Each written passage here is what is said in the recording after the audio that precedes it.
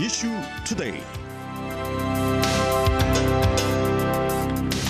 네, 오늘은 가정의학과 통증의학 전문의 임대순 박사를 모시고 이 모닝 포커스 첫 번째 세그먼트를 시작합니다. 임 박사님 어서 오십시오. 안녕하세요. 반갑습니다. 네. 저번 시간에는 이 허리 통증에 대한 얘기를 나눴는데 많은 분들이 허리 통증 얘기가 좀 더 자세히 했으면 좋겠다라는 얘기들을 많이 하시더라고요. 궁금한 거 있으면 더 이제 질문해 주시면은 그만큼 이렇게 허리가 아프신 분들이 많은 모양이죠. 굉장히 많습니다. 그런데 이번에는 이 뭡니까 이 저 목 통증도 굉장히 좀 이 컴플레인 하는 분들이 많으셔서 여기에 대한 그런 얘기를 좀 들어봤으면 좋겠는데 이게 아무래도 스마트폰을 많이 쓰다 보니까 좀 그렇게 된다라는 게 그게 맞는 얘기입니까? 맞습니다. 예전에는 사실 스마트폰 이런 게 없었기 때문에 아무래도 고개 숙이고 보는 이런 자세가 거의 없었잖아요. 네. 요즘에는 스마트폰 안 쓴 사람도 하나도 없고 뭐 기다리거나 잠자기 전에 아니면 시간 나면 틈틈이 스마트폰을 보기 때문에 맞아요. 다 거북목 증후군이 다 생깁니다. 사실은. 네. 근데 그런 증상들도 이 디스크 같은 병 때문일 수 있는 거예요? 맞습니다. 사실 이제 척추가 목부터 시작해서 이제 우리가 경추라고 표현하는데 경추, 흉추, 요추까지 다 이어지기 때문에 사실 목 통증도 허리 통증과 유사한 어떤 병리학적 현상이 생긴다고 보시면 되시고요. 특히 이제 경추 디스크 탈출증이라고 생각하시면은 이제 팔로 쭉에 찌릿찌릿한 통증이 이제 번진다. 아니면 이제 감각이 저하될 수도 있고 그다음에 근력 약화까지 생길 수도 있고. 근데 사실 모든 통증이 다 디스크 때문은 아니고요. 뭐 근육 긴장이나 뭐 자세 불균형 또는 퇴행성 변화 같은 경우도 생길 수 있고, 저도 사실 이제 매일 초음파를 보면서 이제 인젝션 같은 걸 하다 보니까 저도 항상 이제 목 통증 안고 살고 있고. 이게 왜냐면은 이제 목은 이제 우리 인간은 직립보행을 하기 때문에 굉장히 이제 머리가 무겁거든요. 근데 조금이라도 이렇게 고개를 숙이기 시작하면은 이 뒤쪽에 있는 이제 근육이 굉장히 일을 많이 합니다. 그러다 보면은 이제 근육 긴장이 많이 생기는 거고, 이제 여기다가 이제 자세가 많이 안 좋아지면은 거북목 증후군이라고 그래가지고 지속적인 근육 긴장으로 인해서 사실 이제 크로닉, 그러니까 만성적인 통증이 생길 수밖에 없고, 저도 사실 또한 디스크가 있습니다. 아, 그래요? 저희 1층에 이제 엑센 레디올로지라 그래가지고 MRI 센터가 들어왔는데요. 거기서 한번 제가 찍어봤어요. 저도 이제 통증이 계속 심하니까. 그러니까 저도 40대인데 디스크가 있으시고, 사실 이제 아까도 이제 설명하셨다시피 이제 허리 통증 있으신 분들 대부분 다 보면 디스크 있으시고 70대 80대로 올라갈수록 디스크가 없으신 분들이 거의 없으십니다. 사실은. 그래요? 그럼 목의 통증도 역시 디스크 때문이고 허리 통증도 디스크 때문이었던 것처럼 같은 맥락이네요. 비슷합니다. 그러니까 예. 허리 통증이 생기는 이유와 사실 목 통증이 생기는 이유 굉장히 비슷한데 네. 모든 경우가 다 디스크 때문은 아니고 이제 특히 목 같은 경우는 자세 불균형, 그다음에 거북목 증후군이 이제 큰 이제 파셜 부분을 차지하고 있습니다. 사실은. 그러면 치료도 거의 마찬가지예요? 허리나 목이나? 비슷합니다. 사실 굉장히 비슷해요. 이제 기본적인 치료는 물리치료 많이 하시고 뭐 도수치료라고 해가지고 이제 한국에서 많이 유행하는 그런 치료법도 있으시고 주사치료, 그다음에 이제 아무래도 이제 허리랑은 다르게 허리는 체중 빼면 상당히 도움이 많이 됩니다. 예, 목은 이제 허리 뭐 체중이랑은 크게 상관없지만 자세 교정 같은 거 하시면 도움 되고요. 약물 치료도 있으시고. 네. 주사 치료 얘기하셨는데 지난번에 그 허리 통증이 방송이 나간 다음에 카톡으로 문자를 주셨는데 답을 못 드린 경우가요.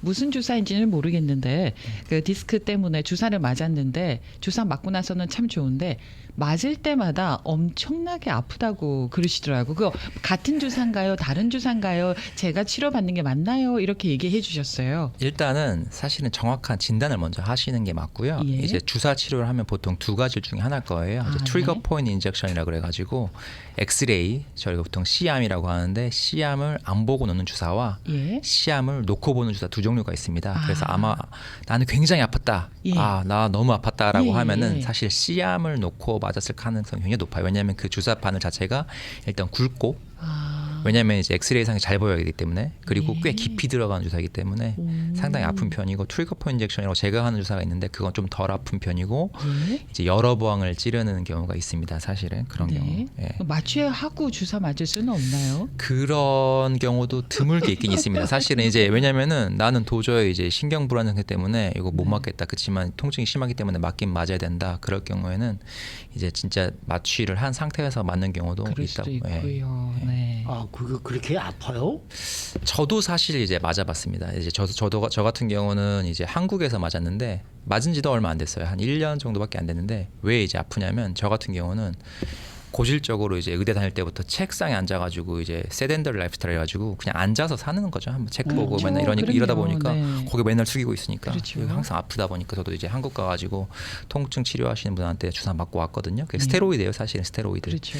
스테로이드가 만약에 진짜 안 좋다면 제가 가서 이제 맞았진 않았을 거예요. 그렇겠죠. 그러니까 통증이 많이 있으시면 어쩔 수 없이 한 번 정도는 가서 상담해 보시고 맞는 것도 방법입니다, 사실은. 아니 그러면은 이 수술이 필요한 경우도 있어요, 목도? 일단은 다른 치료에 반응하지도 않고 그 다음에 갑자기 감각이 많이 무뎌졌다 나는 아니면은 손에 힘이 빠진다. 그럴 때는 수술을 빨리 하시는 게 좋습니다. 수술을 전 추천하진 않아요. 왜냐하면 수술을 저번에도 잠깐 말씀드렸는데 수술하게 되면 위아래가 문제가 생깁니다. 예, 목도 맞습니다. 마찬가지로 이쪽 양쪽 돌리고 위아래로 돌리고 이렇게 돌아가는 6방향으로 돌아가는데 예. 하나를 고정시켜 버리는 유합수를 하게 돼 버리면은 그 위아래가 돌아가지가 않기 때문에 위아래가 문제가 생기거든요. 그렇지만 만약에 손에 이제 감각이 둔해졌다. 손에 힘이 빠졌다. 이럴 경우에는 수술을 빨리 하시는 게 도움이 됩니다. 왜냐면은 이제 우리 몸에서 이제 회복이 안 되는 몇 가지 장기들이 있는데 뭐 눈이라든가 신경 조직이라든가 뇌라든가 이런 것들은 사실은 한 번 이제 데미지가 생기면 잘 회복이 안 되는데 이제 지금 손에 힘이 빠졌다는 건 사실은 신경이 지금 어느 정도의 타격을 받고 있다는 얘기이기 때문에 그런 경우에 수술을 빨리 받는 게 좋습니다. 네. 그럼 지금 손에 힘이 빠졌다라고 얘기하셨잖아요. 문제는 목 디스크인데. 그렇죠. 그러면은 목에서부터 뭐 팔꿈치, 손, 뭐 어깨 이게 다 목 디스크하고 연관이 있다고 봐야 되는 거네요. 그럴 가능성이 굉장히 높습니다. 예. 이제 목에서 시작해서 우리 주로 방사통이라고 얘기하는데 예. 손이 저릿저릿하면서 쭉 타고 내려온 통증이 있다. 예. 그러면은 이제 목 디스크가 이제 있을 확률이 굉장히 높으시고 나는 이제 팔꿈치에서부터 저린다 하면 사실 팔꿈치에도 신경이 눌릴 수 있습니다. 이제 큐비탈 터널 신드롬이라 하는 게 있으시고 예. 아니면 이제 카팔 터널 신드롬이라 가지고 이제 터널 증후군이라 그래 가지고 손목에서도 신경이 눌릴 수 있습니다. 그러니까 눌릴 수 있는 부분이 한 총 3군데 정도 있기 때문에 어디서 눌리는지는 한번 선생님 보시고 상담을 한번 해보셔야 정확한 부위를 찾을 수가 있습니다. 어쨌든 주사를 맞거나 하면은 그 통증에서 벗어날 수는 있다는 거잖아요. 그렇죠. 이제 제가 네. 저번에 잠깐 설명을 드렸는데 네. 이 모든 사람을 수술할 필요는 없습니다. 사실은. 예, 그러면은 예를 들면은 길 가는 사람 80대를 목 디스크를 다 찍어봐 MRI를. 그러면은 80대 정도 되면은 80-90%는 다 어떤 패솔로직 변화, 그러니까 병리학적 변화가 다 있으세요. 그러면은 그 모든 사람 다 치료하나? 그건 아니거든요. 그러면은 결론적으로는 통증을 없애면 그 나머지 사람과 똑같이 되는 거거든요. 그러니까 이제 죽을 때까지 통증이 없는 사회 그런 거 만드는 게 제 목표입니다, 사실은.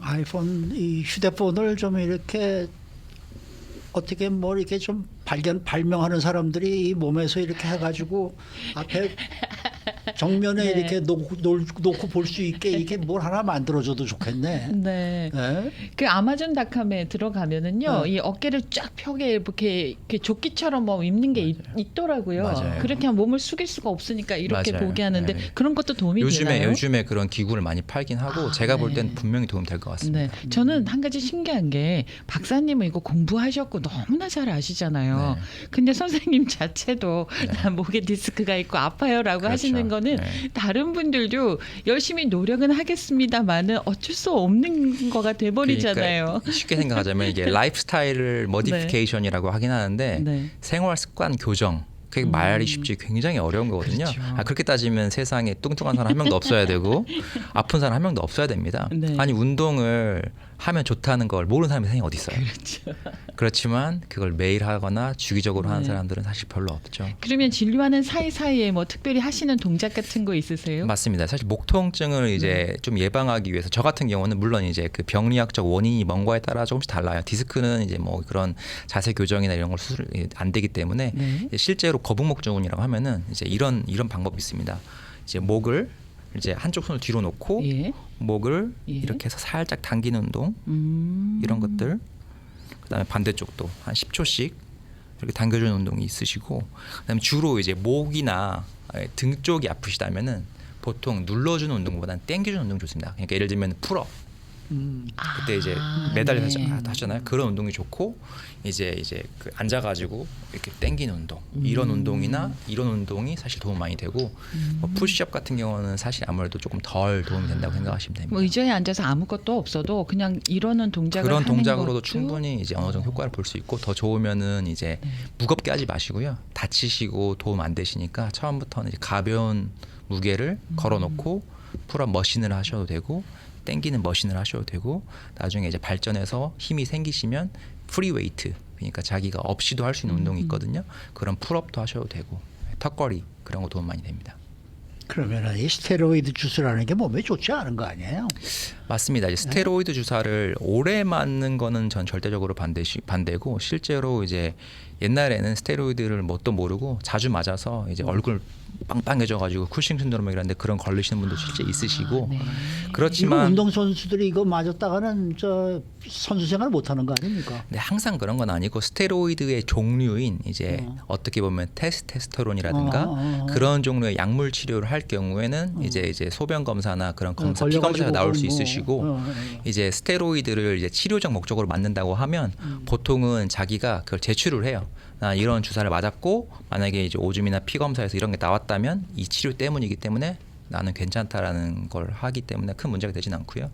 이제 일반 사람들도 스테로이드를 매일 맞는 거거나 자주 맞는 거는 안 되시고 사실 이제 뭐 이렇게 많이 얘기하세요.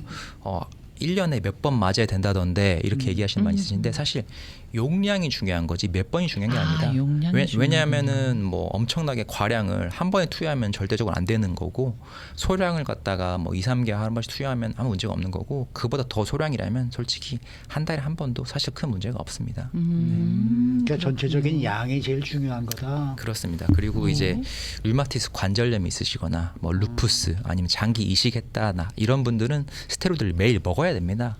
그러니까 사실 그런 분들이 이제 몸에 이제 안 좋고 스테로이드가 그렇게 이제 죽을 수도 있는 그런 물질이라면 매일 먹는 사람들은 이미 다 죽었어야죠. 그런데요. 네. 지금 그 유튜브 창 댓글에요.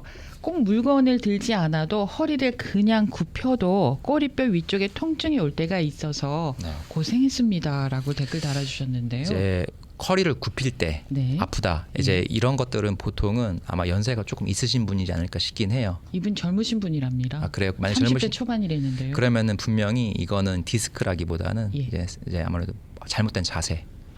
잘못된 예, 자세. 그다음에 이제 머슬 스패즘이라 해서 아무래도 근육 염자나 아마 이제 근육 긴장이 많이 있을 확률이 높습니다. 그래서 제대로 사진 찍고 의사 그렇죠. 선생님한테 네. 정확하게 진단을 받아야 검사 되는 한번 거네. 해보시는 게 좋습니다. 네. 네. 저는 집에서도 사실 TV를 보거나 이렇게 휴대폰을 볼 때는 이 목에 그 왜 이렇게 우리가 여행 갈 때 이렇게 잠자는 그거 네. 있죠? 이거 푹신푹신한 둥그런 거. 네. 그거 사실은 집에서도 하거든요. 네. 예, 그게 좀 도움이 되더라고요. 좀 네, 편해요. 네. 머리가 무거우니까. 그렇죠. 아무래도 조금 이제 받쳐주면 도움 될 것 같아요. 받쳐주는데 그게 네. 좋더라고요. 네.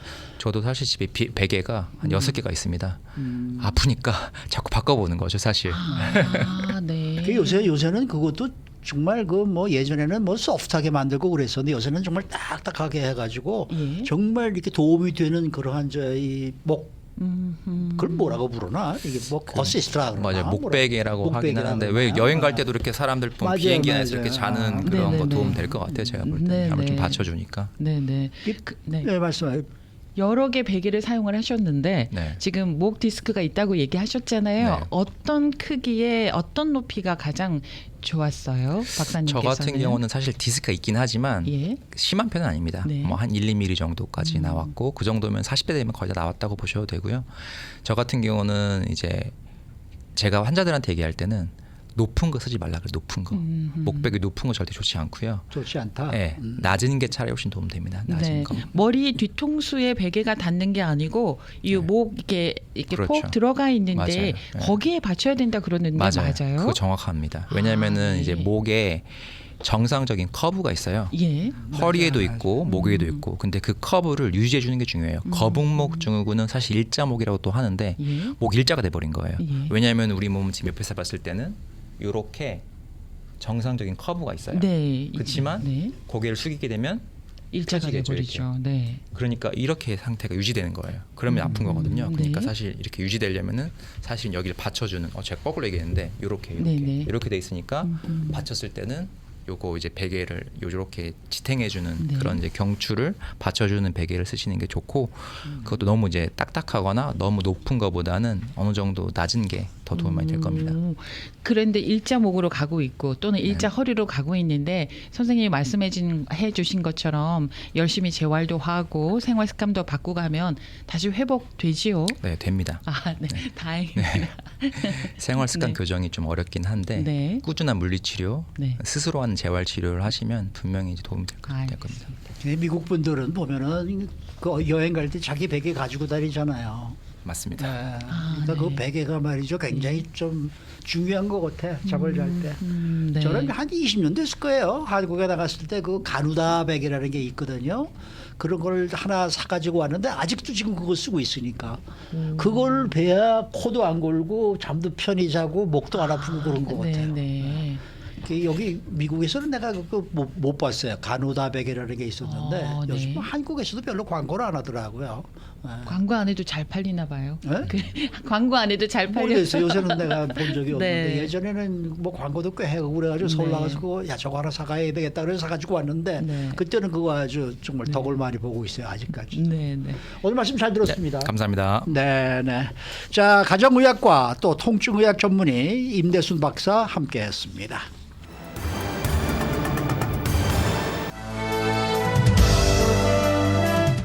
인사이드 아메리카.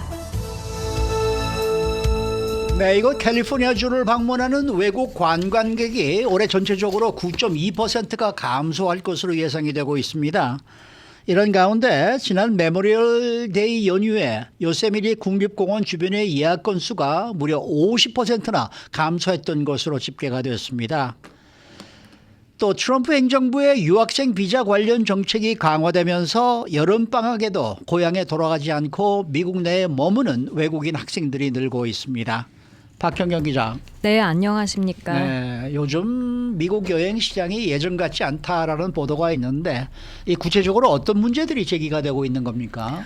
네, 최근 미국의 여행 시장은 여러 가지 문제로 어려움을 겪고 있습니다. 이 연방정부의 정책 혼선과 국경 통제 강화, 또 잇따른 항공기 사고로 인해 여행객들의 불안감이 커졌고요. 네. 특히 국립공원의 인력 감축, 또 국경에서의 억류나 입국 거부 사례까지 이어지고 있어서 전반적으로 이번 여름철 여행 분위기가 예년과는 확연히 달라진다는 소식입니다. 네.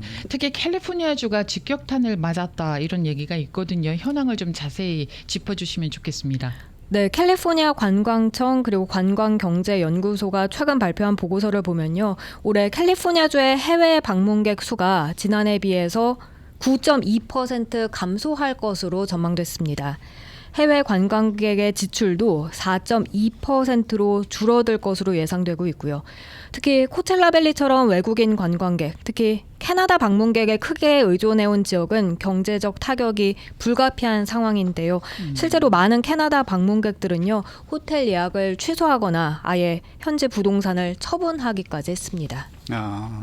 저도 사실 지지난주인가요? 그 유타주, 애리조나주, 네바다주 이렇게 한번 쭉 돌아보는 여행을 갔다 왔는데 네. 거기서 그렇게 얘기하더라고요. 요새 이게 원래 뭐 5월이고 6월이고 그러면 굉장히 붐비는 철인데 네. 예전 같지 않다고들 얘기를 하는데 네. 그래서 뭐 저희는 조금 편하게 보긴 했습니다만은 그게 정말 심각한 문제인 것 같아요. 특히 국립공원 서비스에도 뭐 영향을 미치고 있다는데 이 상황이 어떻습니까? 네, 국립공원 방문에도 큰 차질이 예상되는데요. 트럼프 대통령은 올해 초에 국립공원 서비스 직원 채용을 대폭 축소하는 계획을 발표했다가 여론 반발로 이를 철회했습니다만 그 사이 700명 이상이 명예퇴직 형태로 현장을 떠났습니다. 이에 따라 국립공원 입장 게이트 수나 개방 시간도 줄어들었고요. 또 화장실 청소나 구조활동 지원 인력도 부족해질 것이란 우려입니다. 국립공원 보존협회 한 매니저는 이 방문객들은 일부 시설이 예상보다 일찍 닫힐 수 있고 또 화장실도 겨울철 상태 그대로일 수 있어서 준비를 철저히 해야 한다고 경고했습니다. 이런 가운데 요세미티 국립공원만 보더라도 지난 메모리얼 데이의 예약 건수가요 무려 50% 감소했던 것으로 나타났습니다. 그리고 항공편도 영향을 받는다고 하더라고요. 항공편은 어떤 문제가 있습니까? 네, 항공 여행객들도 상당한 불편을 겪을 걸로 보입니다. 네. 트럼프 행정부의 국립해양대기청 예산 삭감과 또 인력 감축이 항공편의 안전과 신뢰성에 영향을 미치고 있기 때문인데요. 국립해양대기청 전 국장인 릭 스핀레드는 항공편의 기상 서비스가 저하되면 항공기 지연이나 기상 악화로 인한 차질이 더 잦아질 수 있다고 말했습니다. 실제로 이번 여름 휴가철에 기상 예보 부족으로 인한 항공편 지연이 예년보다 더 빈번해질 수 있다는 우려가 벌써부터 나오고 있습니다. 그러면은 이 관광업계는 이런 상황에서 지금 어떻게 대응을 하고 있는 거예요? 관광청과 업계는 캘리포니아 주민들의 내수 여행 수요에 기대를 걸고 있습니다. 해외 관광객들 감소를 만회하기 위해서 주민들이 캘리포니아의 아름다움을 다시 발견하자 이런 캠페인을 벌이고 있는 거죠. 캘리포니아 관광청은 주민 4천만 명이 바로 캘리포니아 관광의 주인공이 될 수 있다면서 주민들이 캘리포니아주 안에서 여행하면서 그나마 경제를 좀 지탱해 주기를 호소하고 있습니다. 네. 미 전역에 미치는 이번 여름 여행 시즌의 경제적인 파장은 어느 정도로 예측이 되나요? 여행업계 전문가들은 이번 여름철 여행 수요 감소가 예. 미국 경제 전반에 부정적 영향을 미칠 수 있다고 우려하고 있습니다. 특히 관광업과 연관된 숙박업, 음식점, 또 소매업 등이 연쇄적으로 타격을 받을 그런 가능성이 우려되고 있습니다. 하지만 동시에 또 각 주의 관광업계는 내수 중심의 회복 전략으로 이 위기를 극복하려 하고 있는데 그러니까 현지 주민들의 여행 참여가 큰 변수가 될 전망입니다. 네, 요새 미국에 살고 계시는 우리 한인분들이 여행을 하시기에 요새 정말 최고인 것 같아요. 네. 이 얘기가 네네. 맞는 것 같아요. 그렇네요. 이 정말 내수 여행에 이 기대를 걸고 있다는 게 맞는 것 같고 굉장히들 엔조이들 많이 하시고 예. 네, 그리고 뭐 여행사가 마련한 그 패키지로 저는 다녀왔습니다마는 거의 예전 같지 않더라고요. 아하, 숙소도 네. 좋고 네. 뭐 그래서 야 이게 정말 고급화되긴 고급화됐구나. 그 대신 뭐 값은 거기에 맞춰서 비싸지긴 또 비싸졌습니다마는 네. 그만큼 대접을 받고 그만큼 또 많은 것을 볼 수 있고 아주 괜찮은 여행이라고 저는 생각을 하니까 여러분들도 한번 좀 다녀보시는 게 괜찮지 않을까 이런 생각이 듭니다.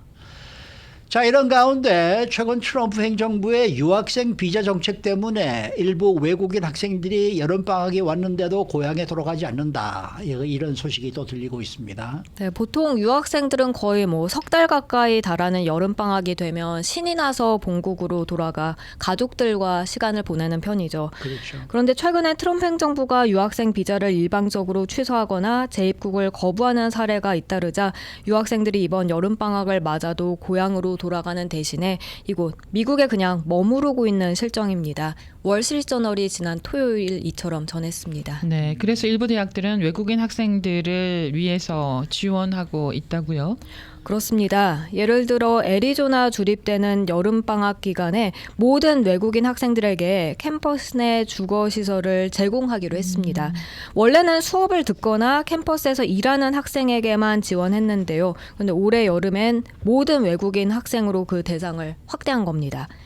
그런가 하면 미네소타주의 맥칼레스터 컬리지는요. $25만 규모의 기부금을 활용해서 희망하는 외국인 학생들에게 무료 숙소 또 식사를 제공하기로 했습니다. 이 대학에선 방학 기간 외국인 학생의 3분의 1 이상이 이 학교 기숙사에서 지내기로 결정했습니다. 최근 관련 뉴스가 잇따라 나오고 있는 하버드 대학교에서도 외국인 학생들을 지원한다고 들었는데 어떤 지원책을 마련한 겁니까? 하버드대는 외국인 학생들에게 이민당국 요원들이 갑자기 찾아올 경우를 대비해서 대응 요령을 담은 빨간색 카드를 배포했습니다. 이 카드에는 긴급 상황 시에 도움받을 수 있는 비상 연락처도 적혀 있다고 합니다. 그리고 여름방학 동안 캠퍼스 숙소에 머물길 원하는 학생들을 위해서 신청 마감일을 비공식적으로 연장하고 자격 요건까지 완화시켰습니다. 네, 여러 대학들이 또 뭐 여러 가지 방법으로 대응을 하고 있다고 하는데 어떻습니까? 네, 여러 대학들은 연방정부 눈에 띄지 않기 위해서 외국인 학생 지원 프로그램을 공식적으로 알리기보단 주로 그룹 채팅방이나 비공식 채널을 통해서 조용하게 전달하는 분위기입니다. 이 월스트리트저널 보도에 따르면 대학들은 외국인 학생의 안전과 학업을 보장하기 위해서 할 수 있는 모든 지원을 제공하겠다면서도 연방정부의 관심을 끌지 않도록 신중하게 접근 중이라고 합니다. 네. 자, 다음 소식입니다. 제21대 한국 대통령 선거 투표 LA 시간으로 오늘 오후부터 시작이 되죠. 그렇습니다. 투표는 한국 시간 오늘 새벽 6시, 그렇게 해서 LA 시간으로는 오늘 오후 2시부터 시작합니다. 한국의 전국 14,295개 투표소에서 한국 시간 저녁 8시, LA 시간 내일 새벽 4시까지 투표가 진행되고요. 이후 이어서 이제 개표가 진행되겠는데요. 개표 작업에 들어가면 이르면 LA 시간 내일 아침 8시쯤이면 이 당선인의 윤곽이 드러날 수도 있다는 전망이 나오고 있습니다. 개표가 내일 새벽 4시 30분쯤부터 시작돼서 당선인 윤곽은 개표 70-80%가 완료되는 내일 아침 8시쯤엔 누가 새로운 한국 대통령이 됐는지 대략적으로 윤곽이 드러날 걸로 보입니다. 그리고 선관위는 개표가 내일 오후 2시쯤에 마무리될 것으로 예상했습니다. 네, 이번 6.3 대선에서 대통령 당선자가 확정이 되면 언제부터 임기가 시작되는 거예요? 네, 이번 대선의 대통령 당선인은 4일 중앙선거관리위원회에서 당선 확정 선언을 받는 순간부터 바로 임기가 시작됩니다. 보궐선거로 치러지는 만큼 통상적으로 2달 가까이 걸리던 대통령직 인수 과정 없이 바로 대통령직을 수행하게 됩니다. 당선 확정 선언은 어떤 방식으로 이루어지는 겁니까? 선관위는 대선 다음 날 한국 시간 아침 7시에서 오전 9시 사이에 전체 회의를 열어서 당선인을 공식 발표하게 됩니다. 중앙선관위장이 21대 대통령 당선인은 누구다라고 선언하면서 의사봉을 두드리게 되면 그 순간부터 당선인의 임기가 개시되는 건데요. 이때 당선증은 당선인 측 대리인이 받아가게 됩니다. 네, 이렇게 임기가 시작되면은 군 통수권도 즉시 이양받게 되나요? 그렇습니다. 이 군령권을 포괄하는 군 통수권도 당선인이 임기 시작과 동시에 자동으로 이양됩니다. 선관위 당선 확정 선언과 동시에 합창의장이 이제 군사 대비 태세와 북한 동향을 암호화된 통신 장비로 신임 대통령에게 보고하게 됩니다. 이 대통령으로서의 첫 일정은 어떻게 진행이 되는 겁니까? 새 대통령은 임기 시작 후 첫 일정으로 국립 서울 현충원을 참배할 예정입니다. 한국 시간 낮 12시쯤 국회 로텐더홀에서 취임식을 또 치르게 되고요. 취임식에선 오부 요인과 각 정당 대표, 국무위원 등이 참석해서 대통령 취임 선서와 취임사가 진행됩니다. 내각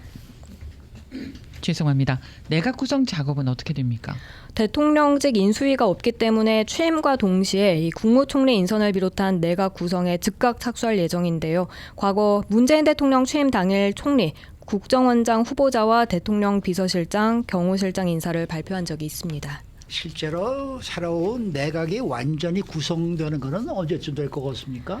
문재인 정부 당시를 참고하면 초대 내각 인선을 완전히 마무리하는 데 195일이 걸렸습니다. 이번에도 새 대통령이 내각을 꾸리고 국회 인준 절차를 거치는데 한두 달 이상 소요될 것으로 전망되고 있습니다. 청문회도 하고 막 그래야 되잖아요. 새로 뽑으면. 네.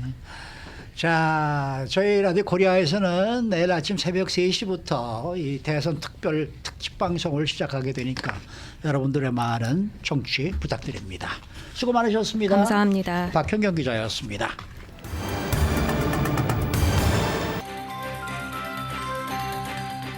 데일리 브리핑.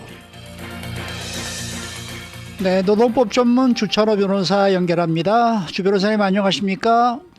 네, 안녕하십니까? 네. 올해 2025년도에 들어와서 많은 기업들이 직원 해고를 하거나 해고 계획 중이다라는 소식이 좀 들리고 있습니다. 이 따라서 노동법 분쟁도 상당히 늘고 있는데 일단 직원 감원이 이렇게 많은 이유가 뭔지 상당히 궁금하네요. 이 미국 기업의 45%가 2025년에 직원 감원을 하겠다라는 통계가 되겠습니다. 이 중에 11%는 해고가 확실하다라고 응답을 했고요. 이 34%는 해고할 가능성이 매우 높다라고 나타났습니다. 이 해고 사유 중에 하나로서 이 트럼프 대통령의 정책이 해고 결정에 큰 영향을 미칠 수 있다라고 지적을 했고요. 전반적인 경제적인 어려움 그리고 AI 인공지능 도입 그리고 모든 기계들의 또한 자동화 등등이 해고의 주요 원인으로 꼽히고 있습니다. 10개의 기업 중 3개, 33%가 이 hiring freeze, 채용을 동결하고 있는 상태고요. 추가적으로 13%는 2025년 중에 채용 동결을 시행할 계획이라고 밝혔습니다. 이 많은 미국 기업들이 비용 절감을 위해서 급여나 또는 복리, 후생을 삭감하고 있는 중이고요. 사무실 공간을 축소할 계획도 세우고 있는 상황입니다. 인건비 절감과 함께 회사의 어떤 운영의 효율성을 높이기 위한 조치로 해석이 되고 있습니다. 감원 조치가 많아지면서 이 부당해고 같은 노동법 소송도 지속적으로 증가하고 있는 상황이고요. 최근 케이스를 몇 개를 좀 살펴보면 일단 디즈니 이 TV 드라마인 닥터 아리스의 제작진이 부당해고로서 소송을 제기를 했습니다. 부적절한 신체 접촉, 외설적인 발언, 이 성희롱 같은 것을 자행했다라고 주장을 하면서 플로리다에서 소송이 진행 중이고요. 캘리포니아 역시 부당해고 사례들이 상당히 많이 접수되고 있는 상황입니다. 홈디포를 상대로 직원이 장애차별, 부당해고 등등으로 소송을 제기했고요. 업무 중에 부상을 입은 후에 적절한 치료를 받지 못했고 바로 부당해고되었다라고 주장을 하고 있습니다. 이 클라우드 기반의 디지털 플랫폼을 제공하는 미국 소프트웨어 회사인 서비스나우 역시 인종과 국가차별 그리고 의료 조건에 따른 부당해고 등등으로 소송을 당했습니다. 직원이 불임 치료를 위한 휴가 이후에 차별을 받고 부당해고를 당했다라고 주장한 사례가 되겠습니다. 이러한 케이스들을 보게 되면 캘리포니아 주에서 부당해고 또는 직장 내 권리 침해에 대한 분쟁의 중요성과 심각성을 보여주고 있는 상황이 되겠습니다. 네, 그 캘리포니아주에서의 그 부당해고 분쟁은요 대부분 직원에게 유리하다 이렇게 말을 많이 하게 되는데 고용주도 이기는 케이스들 있지 않겠습니까? 네, 물론입니다. 고용주가 승소하는 케이스들도 생각보다 많습니다. 네. 최근에도 항소법원에서 고용주를 위한 판결이 내려졌는데요. 직원이 요양시설에서 한 4개월 동안 일을 하게 됩니다. 짧은 4개월 동안 일을 하면서 지각이 굉장히 잦았고요. 결근과 근무 태도로 주의를 많이 받게 됩니다.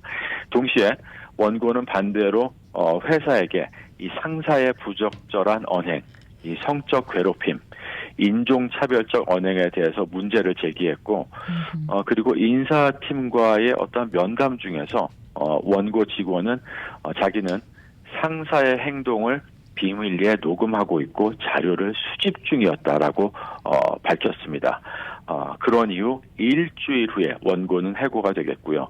이 원고는 보복성 해고다, 노동법 위반이다라면서 소송을 제기했습니다. 네. 하지만 지방 법원은 이 고용주가 제시한 해고 사유, 근태 불량, 비밀 녹음, 또 퇴사 의사의 표현은 정당한 그리고 비차별적인 사유다라고 판결을 내리면서 고용주의 손을 들어주게 됩니다. 직원은 항소를 했지만 항소심에서도 역시 고용주는 승소 판결을 받게 됩니다. 판결 사유는 비밀 녹음은 신뢰를 훼손하는 행위로 해고가 정당하고 녹음 자체는 불법이 아니지만 이 회사 조직 내의 신뢰를 해치는 행동이라고 언급을 했습니다.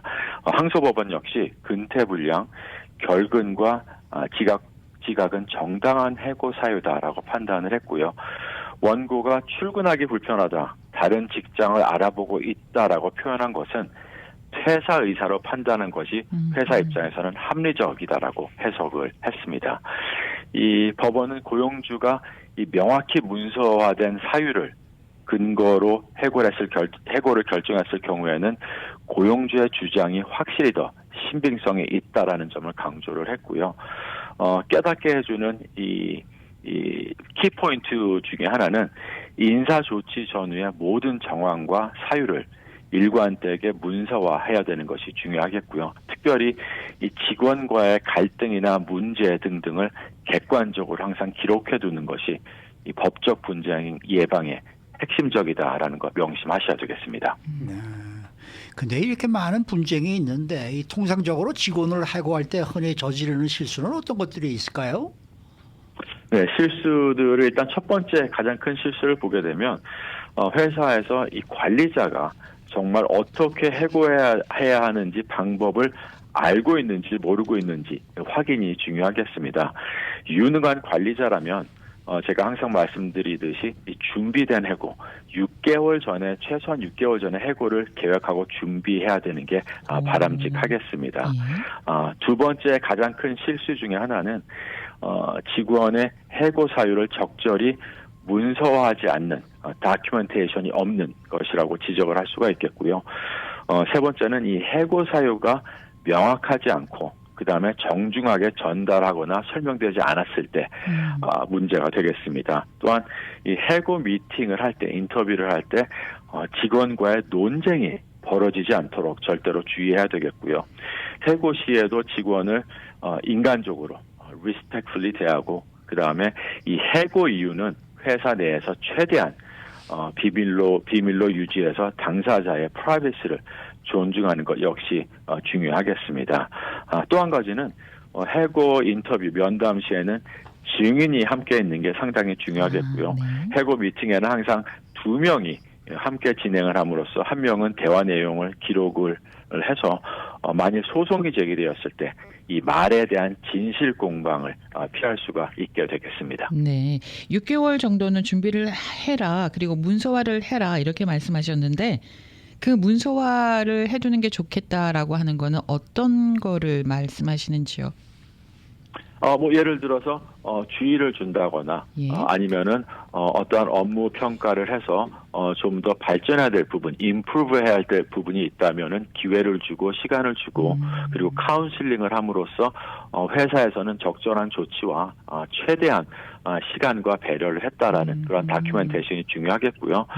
직원과의 어떠한 문제가 갈등이 있다면 거기에 대해서 회사가 타임리 시간을 주고 정확하게 조치를 취했으며 거기에 대한 직원이 임프루브하지 못했다.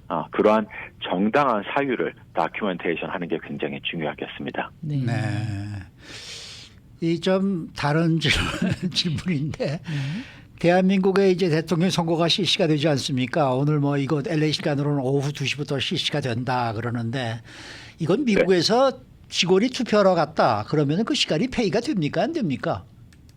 네, 저희들이 voting time이라고 얘기를 하고 있습니다. 그래서 회사 사규나 핸드북을 보게 되면 캘리포니아에서 직원이 투표를 하게 되면 그리고 근무 시간 외에 8 to 5 외에 투표할 시간이 충분히 없을 경우에는 최대 2시간까지 유급 시간을 제공을 해야 되겠습니다. 추가적으로 시간이 더 많이 필요할 경우에는 시간은 사용할 수 있겠지만 그 초과 시간에 대해서는 무급이 되겠고요. 직원이 투표를 하기 위해서 타임오프 시간이 필요하다면 적어도 선거일 이틀 전에 고용주에게 알려주고 통지를 해야 되겠습니다. 반대로 고용주의 입장을 보게 되면 뭐 핸드북이나 사규에 기재가 되어 있겠지만 선거일 최소 10일 전에 직원들에게 2시간까지의 유급 보링 타임이 있다는 것을 권리를 알려주는 게 바람직하겠고요. 그리고 이 모든 직원들이 어떤 미국 시민으로서 권리를 행사할 수 있도록 보장을 해주고 그러한 권리와 의무를 숙지하는 것이 중요하겠습니다. 네, 그 노동법 분쟁이 계속 늘고 있다라고 앞서 말씀해 주셨는데요. 캘리포니아주는 노동법이 굉장히 강하다, 특히나 직원 편에 서 있다, 뭐 이런 얘기를 기업하시는 분들은 많이 아실 텐데 그럼에도 불구하고 노동법 분쟁이 이렇게 자꾸 일어나는 이유는 어디에 있는 겁니까? 글쎄요, 일단 전반적으로 일하는 이 고용 관계들이 많기 때문에 항상 통상적으로 직장 내에서 일어나는 일들이라고 볼 수가 있겠고요. 그리고 이제 여러 가지 소셜 미디어나 어떤 인포메이션을 받을 수 있고 정보를 습득할 수 있는 부분이 많아졌기 때문에 직원들이 자기에 대한 권리 그리고 자기 권리를 침해받는 상황에 대해서 더 이상 숨기지 않고 정당하게 권리를 행사하고 회사에 대해서 적절한 조치를 요구하는 그러한 상황이 점점 늘고 있는 상황입니다. 네. 네. 아까 투표하러 갈 때 2시간 정도의 이 시간을 줘야 되고 거기에 대한 임금은 지불해야 된다라고 말씀을 하지 않으셨습니까? 그런데 왜 우리가 이 주리 듀티 그러니까 배심원제 오라는 걸 이제 많이 이제 쪽지를 받지 않습니까? 그러면은 뭐 지금 저희가 어제인가요? 지난주에 그 뉴스를 전해드렸습니다만은 뭐 지금까지는 어느 정도 여유가 있어서 뭐 100불씩도 시간당 100불씩 뭐 지불한다 뭐 이런 얘기가 있었거든요. 근데 그것도 이제는 저 펀딩이 부족해서 못하겠다고 지금 나오고 있는데 2, 3일 정도 배심원으로 빠지는 그 직원을 이 회사에서는 그 시간도 돈을 주긴 줘야 되는 거죠 지금 임금을. 회사에서는 줘야 될 의무가 없고요. 이제 이 증인으로서 출두를 하게 되고 그다음에 jury로서 뽑히게 되면 어떠한 witness fee를 jury fee를 받을 수가 있기 때문에 소수의 액수지만 코트에서 지불이 되는 경우가 많고요. 회사 내에서 지불하는 임금은 사실 회사 사규에 의해서 회사의 권한 안에서 줄 수도 있고 안 줄 수도 있겠습니다. 아, 그렇습니까? 안 줄 수도 있군요. 그러니까 저 회사가. 네. 그럼 배심원으로 이제 선정이 됐는데 법정에서 저는 3일을 만약에 일을 안 하게 되면 생활에 굉장히 크게 타격을 받습니다. 뭐 이런 상황이 있을 수가 있을 때 이게 허용이 되나요? 그러니까 배심원에서 빠지게 되는 거에? 네, 법원의 권한에 따라서 익스큐즈를 해줄 수도 있겠고요. 이제 여러 가지 사유로서 배심원의 자격이 있는지 없는지 그리고 정당한 판결에 함께 참여를 할 수 있는지 없는지를 코트에 판단을 해서 배심원으로 채택을 하거나 채택이 안 될 수도 있겠습니다. 네. 오늘 말씀 잘 들었습니다. 네, 감사합니다. 네, 노동법 전문 주찬호 변호사 함께했습니다.